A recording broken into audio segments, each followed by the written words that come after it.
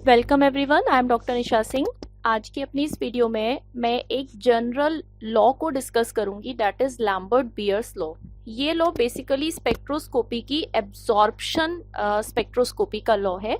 जो भी technique absorption के बेसिस पर वर्क करती है, यानी जब भी हम किसी मोनोक्रोमैटिक लाइट बीम को किसी सैंपल कंपाउंड के ऊपर डालते हैं और वो सैंपल कंपाउंड उस लाइट बीम को एब्जॉर्ब करता है, तो उस एब्जॉर्प्शन के बेसिस पर जो रूल वहां पर वर्कआउट होता है, that rule is called Lambert Beer's rule और लैम्बर्ट बियर्स लॉ। तो बेसिकली ये जो लॉ है ये दो अलग अलग साइंटिस्ट ने दिए थे। पहला लॉ दिया था लैम्बर्ट्स ने, और इस लॉ की मॉडिफाइड फॉर्म या एक्सटेंडेड फॉर्म जो है उसको दिया था बियर्स ने, क्योंकि कुछ ऐसी कैलकुलेशंस थी जो कैलकुलेशंस केवल लैम्बर्ट्स लॉ के अकॉर्डिंग फुलफिल नहीं होती थी। तो इसको हम पहले अंडरस्टैंड करेंगे कि सपोज ये हमारे पास एक सैंपल ट्यूब है, जिस सैंपल ट्यूब के अंदर हमने एक सैंपल को in presence of a solvent place किया है, यानी इसके अंदर प्रेजेंट है कोई एक सैंपल कंपाउंड। जब हम इस सैंपल कंपाउंड के ऊपर किसी रेडिएशन को डालते हैं, तो मैंने स्टार्टिंग में आपको बताया था कि जिस भी रेडिएशन को, यानी जिस भी इलेक्ट्रॉनिक स्पेक्ट्रम को हम अपने सैंपल कंपाउंड के ऊपर डालते हैं, तो यहाँ पर तीन पॉसिबिलिटी होती हैं। पहली पॉसिबिलिटी होती है एब्जॉर्प्शन की, दूसरी पॉसिबिलिटी होती है ट्रांसमिशन की, यानी इसमें से ये बीम पास ऑन होकर निकल जाए, और तीसरी पॉसिबिलिटी होती है स्कैटरिंग की। तो भी आज जो हम बात कर रहे हैं वो हम बात कर रहे हैं एब्जॉर्प्शन लॉ की। तो मैं ऊपर भी मेंशन कर देती हूं, दिस इज एब्जॉर्प्शन लॉ। यानी जिस भी स्पेक्ट्रम टेक्निक में एब्जॉर्प्शन होता है उस टेक्निक के लिए ये कॉमन लॉ होता है। This is the law of absorption spectroscopy.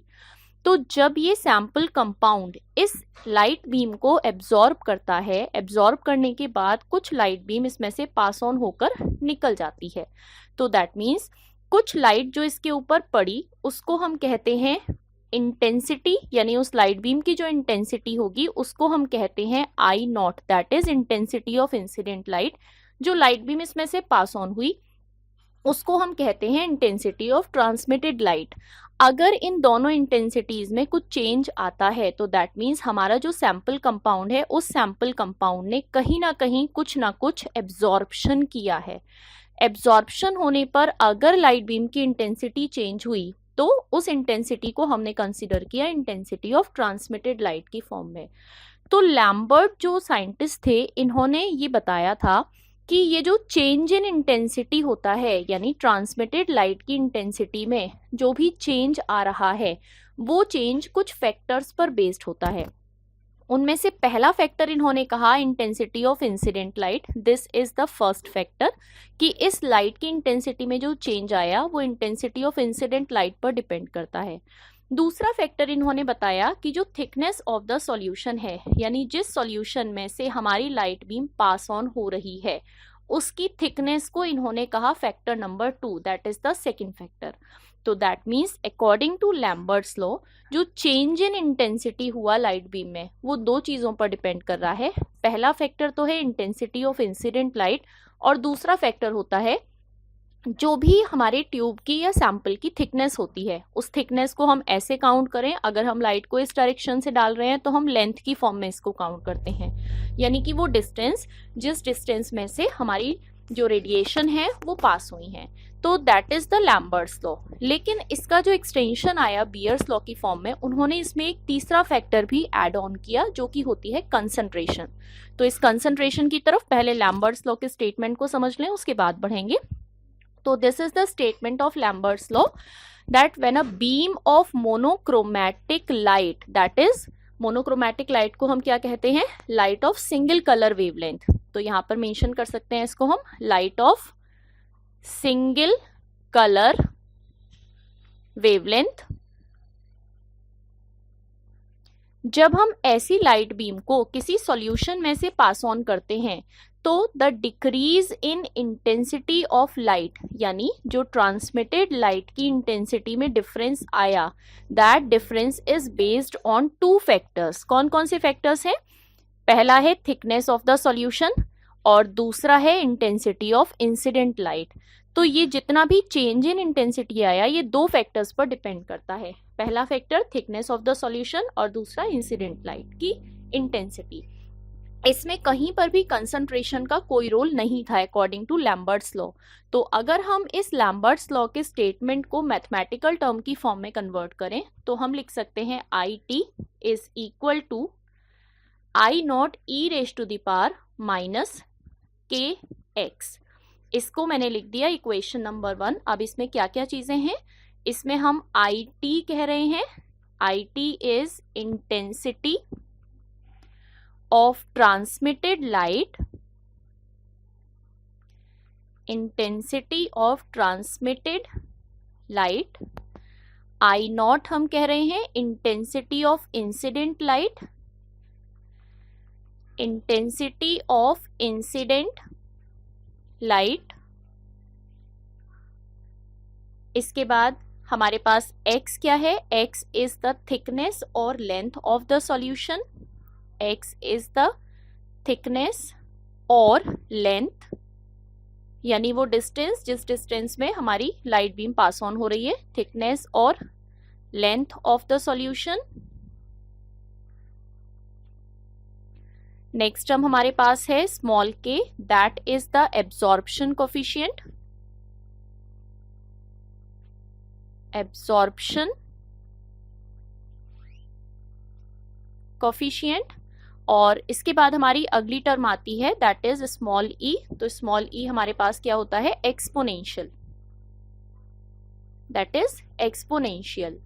तो हमारी इक्वेशन 1 के अकॉर्डिंग जो इंटेंसिटी ऑफ ट्रांसमिटेड लाइट में चेंज आते हैं वो किस पर डिपेंड करते हैं, intensity of incident light as well as the thickness of the solution, जिसको हम मैथमेटिकल फॉर्म में रिप्रेजेंट कर रहे हैं, that is I T is equal to I naught e raise to the power minus k x. अब इसकी extended form देखते हैं with the help of Beer's law. तो बियर्स लॉ के स्टेटमेंट के अकॉर्डिंग जब हम किसी मोनोक्रोमैटिक लाइट को किसी सॉल्यूशन में से पास करते हैं तो decrease in intensity of light किस पर डिपेंड करती है, पहली चीज जिसके लिए मेंशन किया जा रहा है that is the thickness of the solution, दूसरा incident light, and third one जो इसमें एड ऑन हुआ that is the concentration of the solution. So the total statement is when a beam of monochromatic light is passed through a solution, the decrease in intensity of light with the thickness of solution is directly proportional to the intensity of incident light as well as the concentration of the solution। तो इस definition के according concentration को और add किया गया। तो अगर हम अपने स्टार्टिंग के डायग्राम की बात करें वहां हमने दो फैक्टर्स लिए थे, एक फैक्टर था I naught that is intensity of incident light, दूसरा फैक्टर था थिकनेस जिसको हमने x की फॉर्म में रिप्रेजेंट किया, और तीसरा फैक्टर क्या हो जाएगा, वो तीसरा फैक्टर हमारे पास हो जाएगा इस सॉल्यूशन की कंसंट्रेशन। दैट मीन्स इसको मैं इस तरीके से मेंशन कर देती हूं, जो थर्ड फैक्टर है that is the concentration. Second factor क्या था, second factor was the thickness जिसको हमने अभी लैम्बर्ट्स लॉ में मेंशन किया। तो ये तीन फैक्टर्स अब आ गए, यानी कि हमारा extended form of Lambert's law में एक और फॉर्म ऐड हो गई that is the concentration of the solution. तो अगर अब इस बियर्स लॉ के अकॉर्डिंग हमें अपने इस लॉ को मैथमेटिकली रिप्रेजेंट करना हो तो दैट मीन्स हमारे पास अब जो एक्सटेंडेड फॉर्म होगी that will be I T is equal to I naught e raise to the power minus के सी X. This is equation number 2। सारी टर्म्स को हम फर्स्ट इक्वेशन में एक्सप्लेन कर चुके हैं अपार्ट फ्रॉम सी। तो C is the concentration of the solution, जो भी सॉल्यूशन हमने सैंपल का प्रिपेयर किया है। तो C is the concentration of the solution. अब हमें अपने इस बियर्स लॉ को एक फॉर्मूले की फॉर्म में कन्वर्ट करना है। तो if we are considering this equation 2 और रीअरेंजिंग दिस इक्वेशन 2, तो आगे के स्टेप में देखते हैं। बाय रीअरेंजिंग इक्वेशन नंबर 2 हम इस आई नॉट को इधर ले आएंगे लेफ्ट हैंड साइड में। हमारे पास हो गया I T upon I naught is equal to e raise to the power minus के सी एक्स। ये जो इक्वेशन है, इस इक्वेशन से हम डिफरेंट डिफरेंट स्पेक्ट्रोस्कोपिक टर्म्स को आइडेंटिफाई करेंगे। तो पहले स्टेप में हमने इसको रीअरेंज किया, इसके बाद दूसरे स्टेप में हम लॉग ले रहे हैं। सो टेकिंग लॉग बेस ई की बात हम कर रहे हैं, तो इसको हम ln से रिप्रेजेंट कर सकते हैं। तो यहां पर मैंने लिखा ln IT upon I naught is equal to minus KCx, क्योंकि जब हम लॉग बेस ई लेंगे तो यहाँ पर भी हमारे पास ई है, वो 1 के इक्वल हो जाएगा, तो इसको मैंने डायरेक्टली यहाँ पर प्लेस कर दिया, माइनस KCx, माइनस साइन को रीअरेंज कर देते हैं, that means minus ln IT upon I naught is equal to KCx। अब इस इक्वेशन में हम अपनी टर्म्स को रिप्लेस करेंगे, किसकी हेल्प से? With the help of spectroscopic terms. तो जो पहली टर्म हम रिप्लेस कर रहे हैं that is this IT upon I not. इस IT अपॉन आई नॉट को हम रिप्लेस करेंगे कैपिटल T से, यानी हम इसको लिख सकते हैं minus ln capital T is equal to KCx। अब ये कैपिटल T क्या है? तो इसके लिए मैं इधर साइड में ब्रैकेट में मेंशन कर रही हूं, capital T is equal to IT upon I naught, और इसको हम क्या कहते हैं? IT अपॉन आई नॉट को, that is transmittance, that is transmittance. तो this is the ratio of these two intensities, जिसको हम ट्रांसमिटेंस की फॉर्म में कंसीडर करते हैं। तो पहली टर्म हमने ये रिप्लेस की, अब दूसरी टर्म जो हम रिप्लेस कर रहे हैं दैट इज दिस K, और साथ में इस ln को हम कन्वर्ट कर रहे हैं लॉग की फॉर्म में।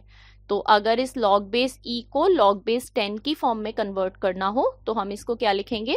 हम इसको लिखेंगे minus log T is equal to K upon 2.303 CX। Log base E को लॉग बेस 10 से हमने रिप्लेस किया।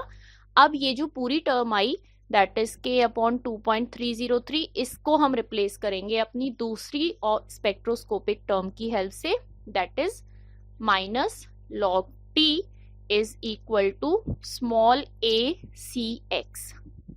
अब ये स्मॉल a क्या है इसको मेंशन कर देते हैं, small a is equal to K upon 2.303, और इस स्मॉल a को हम कहते हैं absorptivity. This is absorptivity. This is the second term which is used in this Lambert-Beer's law. तो अब ये जो log माइनस log t है, इस माइनस log t को हम रिप्लेस करेंगे अपनी अगली टर्म से, यानी हम इसको लिख सकते हैं capital A is equal to small a CX। अब ये कैपिटल A क्या आया? This capital A is known as absorbance. इसको मैंने हाईलाइट भी कर दिया क्योंकि इस पर बेस्ड न्यूमेरिकल हम आगे सॉल्व करेंगे। Capital A is equal to minus log T, इस A को हम और क्या लिख सकते हैं?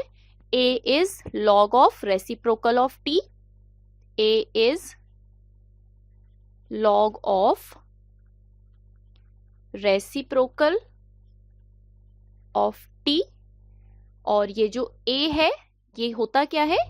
A is the another term of spectroscopy which is absorptivity, sorry, which is absorbance.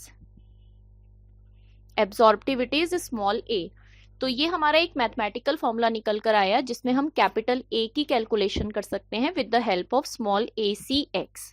लेकिन अगर हम इस फॉर्मूले में एब्जॉर्प्टिविटी को कन्वर्ट करें मोलर एब्जॉर्प्टिविटी की फॉर्म में, तो एक दूसरा फॉर्मूला यहां पर कंसिडर कर रहे हैं, A is equal to epsilon CX, जहां पर C को हम लिख सकते हैं CMX। तो दिस इज CMX।